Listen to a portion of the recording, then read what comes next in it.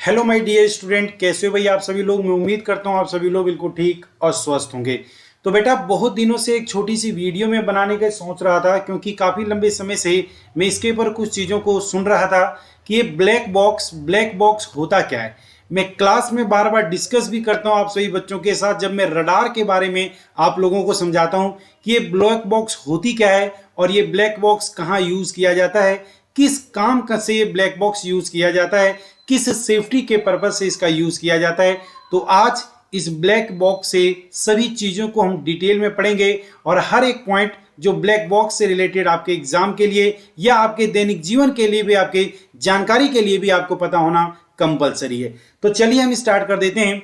तो ये आपको एक एरोप्लेन, ये वायुयान तो आपको एक उड़ता हुआ दिखाई दे ही रहा होगा दोस्तों। तो यदि इस एरोप्लेन को आप उड़ता हुआ देख रहे हो तो आप लोग समझ रहे होंगे कि एरोप्लेन में उड़ना बड़ा आसान है। जी हाँ, बिल्कुल एरोप्लेन में उड़ना आसान है। अभी आपने देखा होगा या आपने सुना होगा या आप पढ़ते हो कि इंसान जो है उनके भी पंख लग चुके हैं। इंसानों के भी क्या लग चुके हैं? पंख लग चुके हैं। जिस तरीके से ये एरोप्लेन उड़ता है उस तरह से इंसान भी एक स्थान से दूसरे स्थान तक समय के अभाव में एक जगह से दूसरी जगह बड़ी आसानी से पहुंच जाता है। लेकिन क्या कभी इंसान या कभी कोई व्यक्ति ये सोचता है कि यदि इस एरोप्लेन के अंदर कोई दुर्घटना घट जाए, यदि ये एरोप्लेन क्रैश हो जाए तो क्रैश होने के बाद कैसे स्टेशन वाले या जो स्टेशन वाले होते हैं कैसे पता लगाते हैं कि ये एरोप्लेन कहाँ क्रैश हुआ है और कैसे पता चलता है कि एरोप्लेन के क्रैश होने का क्या रीजन है। तो इन सब चीज़ों के रीजन को हम समझने के लिए आज आप लोगों के सामने आए हैं और हर एक पॉइंट को मैं बिल्कुल बारीकी से आप सभी बच्चों को सिखाते हुए चलूंगा। तो ये एक एरोप्लेन है, एयर इंडिया आपको देख रहा है, ये उड़ान भर रहा है अभी। और उड़ान भरने के बाद यदि कुछ समय के बाद ऐसा हो जाए तो फिर क्या होगा? यदि ऐसा हो जाए तो क्या होगा? देखो इसके अंदर से आग निकल रहा है, यानी ये जल रहा है। और यदि ये जल रहा है तो हम कहेंगे कि एरोप्लेन क्या हो रहा है बेटा? ये क्रैश हो रहा है। यदि एरोप्लेन क्रैश हो रहा है तब इसका मतलब आपका जान खतरे में है। बट एक बात याद रखना, हो सकता है कि आपका जान खतरे में है, पर यदि एरोप्लेन कहीं भी क्रैश होगा तो इस एरोप्लेन का पता बड़ी आसानी से लगा लिया जाएगा। कौन लगाएगा इस एरोप्लेन का पता? तो इस एरोप्लेन के अंदर हमने एक सिस्टम, एक डाटा सेवर रिकॉर्डर लगा रखा है, that is called black box. उसी को बोला जाता है बेटा ब्लैक बॉक्स, इसी को बोलते हैं काला बॉक्स। अब हम इसका जाकर के आगे देखेंगे कि इसे हम ब्लैक बॉक्स बोलते हैं, लेकिन इसका कलर ब्लैक नहीं होता, इसका कलर किसी और रंग का होता है। और इसका कलर ब्लैक नहीं होता बट इसे ब्लैक बॉक्स क्यों कहते हैं?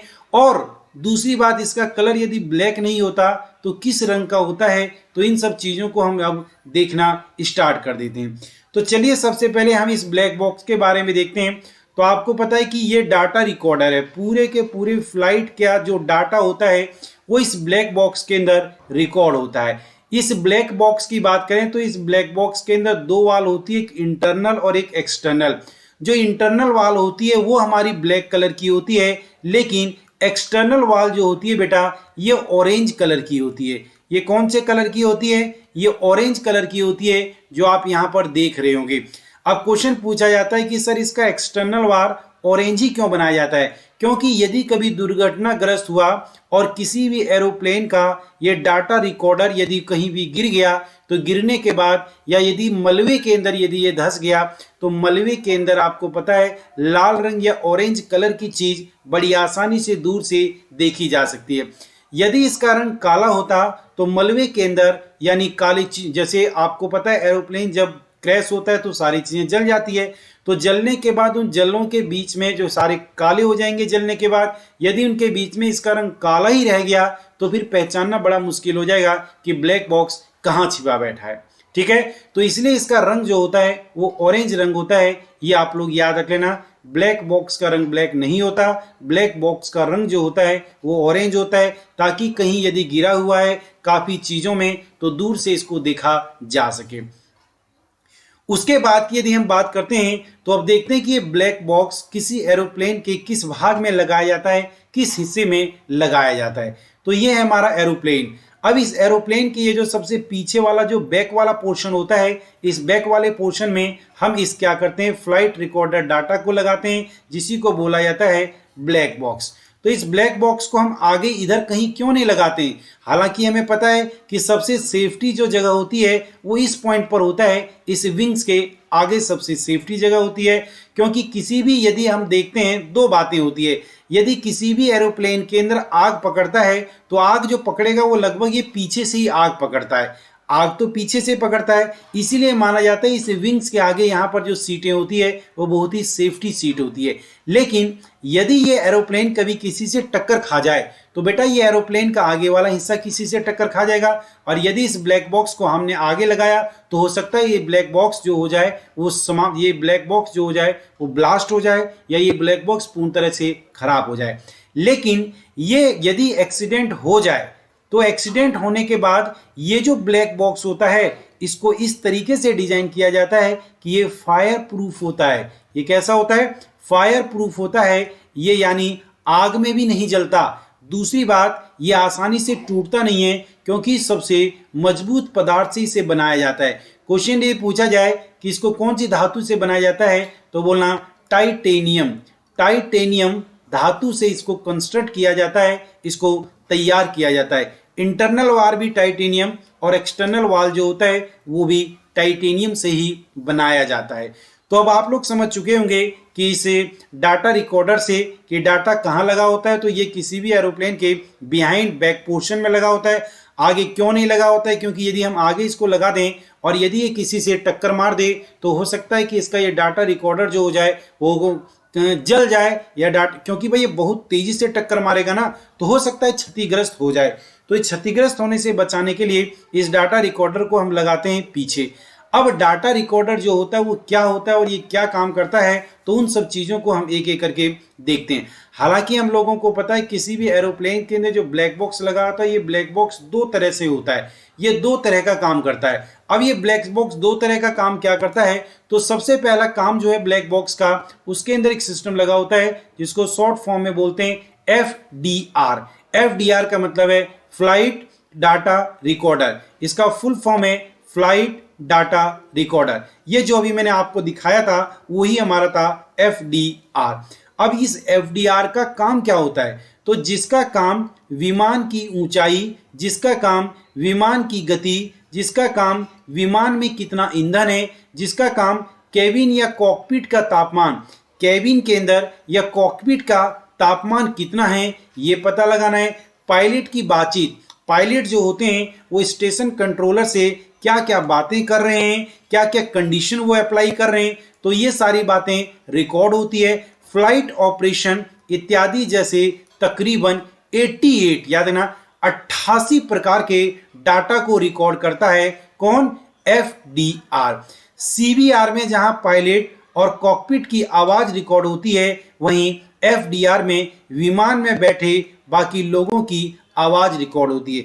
जैसे अभी हम देखेंगे कॉकपिट वाली बात, क्योंकि कॉकपिट वो पोर्शन होता है जिस पोर्शन के अंदर जो क्रू मेंबर्स होते हैं, जो किसी एरोप्लेन को चलाने वाले पायलट होते हैं, वहां पर वो लगाया जाता है कॉकपिट रिकॉर्डर। तो कॉकपिट वॉइस रिकॉर्डर हम उसको बोलते हैं। तो कॉकपिट वॉइस रिकॉर्डर वहां लगा होता है जो केवल और केवल एरोप्लेन के चलाने वाले जो क्रू मेंबर्स होते हैं उनके लिए वो लगा होता है। बाकी ये जो FDR होता है ये पूरे प्लेन के अंदर जो भी डाटा होता है उन सभी डाटा को रिकॉर्ड करता है।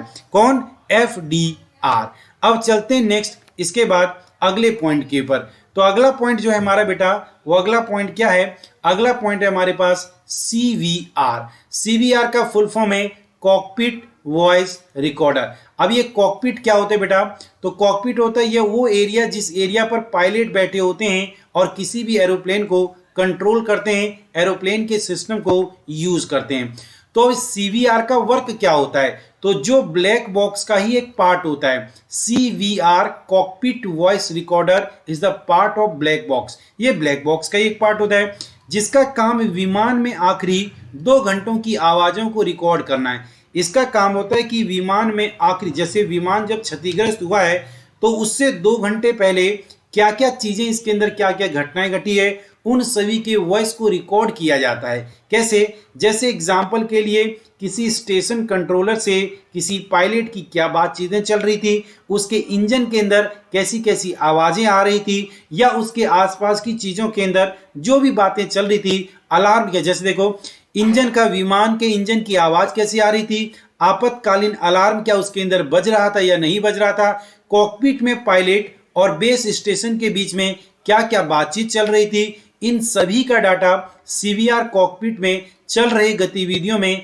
स्विच ऑपरेशन को रिकॉर्ड करके रखता है और यह बताता है कि आखिरी 2 घंटे में जो पायलट के सामने जो सिस्टम था उस सिस्टम का स्विच कब ऑन हुआ, कब ऑफ हुआ, क्या सिस्टम हुआ, ये सारा का सारा सीवीआर में रिकॉर्ड होता है। तो कहने का मतलब ये है बेटा कि किसी भी ब्लैक बॉक्स के अंदर 2 पार्ट होते हैं। एक हमारा होता है कॉकपिट वॉइस रिकॉर्डर जो कॉकपिट एरिया में लगाया जाता है, जो वहां के वॉइस को रिकॉर्डर करता है, और दूसरा जो होता है हमारा, वो याद रख लेना, वो डाटा रिकॉर्डर होता है जो पूरा का पूरा डाटा रिकॉर्ड करता है, पूरे के पूरे एरोप्लेन का डाटा रिकॉर्ड करता है, जो 88 प्रकार के डाटा को रिकॉर्ड करता है। अब बात आती है यहाँ पर ये कि जब ये एरोप्लेन क्षतिग्रस्त हो जाते हैं तो क्षतिग्रस्त होने के बाद कैसे पता चलता है? क्षतिग्रस्त होने के बाद बेटा कैसे पता चलता है कि एरोप्लेन यहाँ क्षतिग्रस्त हो गया और यहाँ पर ये गिरा हुआ हमारा एरोप्लेन है?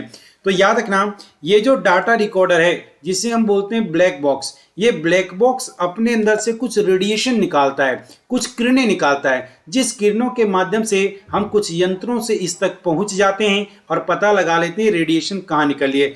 और एक बात याद रखना, इस ब्लैक बॉक्स के अंदर जो बैटरी लगी होती है उस बैटरी की कैपेसिटी काफ़ी ज़्यादा होती है और ये लगभग 30 दिन तक बिना चार्ज हुए चल सकता है। इसका मतलब यदि ये कभी किसी समुद्र के अंदर गिर जाए या कभी किसी जंगल के अंदर गिर जाए या कहीं भी गिर जाए तो लगभग 30 दिनों तक अपने अंदर से कुछ सिग्नल को ट्रांसमिट करती रहती है और सिग्नल रिसीवर के माध्यम से जब हम उसको रिसीव कर लेते हैं तब हमें पता चल जाता है कि ये सिस्टम कहाँ पर गिरा हुआ है और वहाँ तक जा कर के हम इस डाटा को लेकर के आते हैं और लैब के अंदर इस डाटा को रिस्टोर किया जाता है और तब पता लगाया जाता है कि एक्चुअल में क्या क्या बातें चली है, क्या क्या बातें हुई है जिसके कारण से ये एरोप्लेन क्षतिग्रस्त हुआ है। तो बेटा ये सारी बातें हमारे ब्लैक बॉक्स से रिलेटेड होती है और यदि ब्लैक बॉक्स नहीं होता तो किसी भी एरोप्लेन के क्षतिग्रस्त होने पर हमें नहीं पता चलता कि उस एरोप्लेन के अंदर ऐसी क्या घटना घटी थी जिसके कारण से वो एरोप्लेन क्षतिग्रस्त हुआ है। तो याद रखना, जितने भी हमारे एरोप्लेन्स होते हैं चाहे किसी भी प्रकार के काम के लिए वो यूज में लाए जा रहे हैं, सभी एरोप्लेन्स के अंदर ये डाटा रिकॉर्डर लगे होते हैं जिसे हम ब्लैक बॉक्स कहते हैं, जिसे हम क्या कहते हैं? Black box. जैसे आपने सुना होगा कि अभी पाकिस्तान का एक एरोप्लेन था वो खो गया था, या रसिया का एक एरोप्लेन, या कई अलग अलग कंट्रियों के कुछ एरोप्लेन खो जाते हैं। तो यदि वो एरोप्लेन खो जाते हैं तो खोने का मतलब है कि स्टेशन से उनका कंट्रोलेशन टूट चुका है, और यदि स्टेशन से कंट्रोलेशन टूट चुका है तो वो अपने जो एक लिमिटेड रेंज है उसको वो क्रॉस कर चुके हैं, उससे वो पार जा चुके हैं। इसका मतलब है वो जरूर कहीं ना कहीं क्षतिग्रस्त हो गए होंगे, जरूर उनके अंदर कोई ना कोई खराबी आ गई होगी, यानी बोले तो ये प्लेन क्रैश हो गया होगा। अब यदि ये प्लेन क्रैश हो गया होगा तो उस चीज़ का पता लगाया जाता है कि ये प्लेन कहाँ क्रैश हुआ है। तो वो ये देखते हैं कि लास्ट सिग्नल जो हम लोगों को मिला है वो कहाँ मिला है। जहाँ पर लास्ट सिग्नल मिला होता है उसी के आसपास में ये एरोप्लेन क्षतिग्रस्त मिलता है और वहीं से ये रेडिएशन निकलती है जिसका पता लगा करके हम उस सिस्टम तक पहुंच जाते हैं। तो बेटा मैं उम्मीद करता हूं कि आप सभी बच्चों को इस ब्लैक बॉक्स से रिलेटेड और भी कई सारी चीज़ें सीखने को मिली होगी, और भी बहुत सारी ऐसी चीज़ें होती है जो आप लोगों को नए नए सीखने को मिलती है।